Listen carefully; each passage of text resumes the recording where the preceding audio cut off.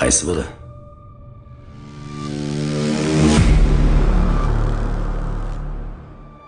Sodiq Anvarbekovich.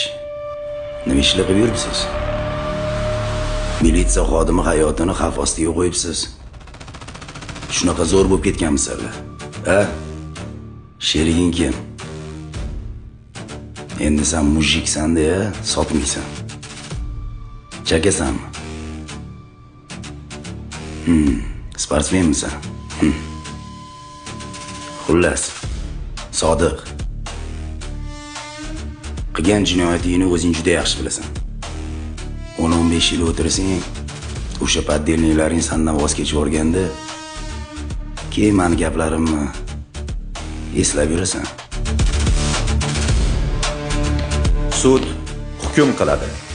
Islomov Sodiq Anvarbekovich O'zbekiston Respublikasi Jinoyat kodeksining 164-moddasi va 219-moddasining 2-qismida nazarda tutilgan jinoyatlarni sodir etganlikda aybli deb topilsin.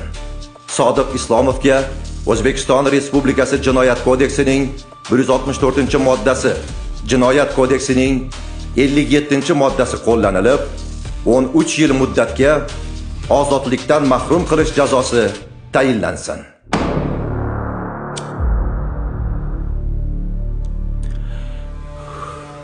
Xullas bolalar, jinoyatchi Toshkentning shu nuqtasida, ya'ni Chorsu mahallasida yashaydi.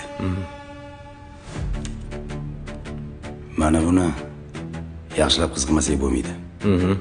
Bu точно bitta o'zi bo'lmagan.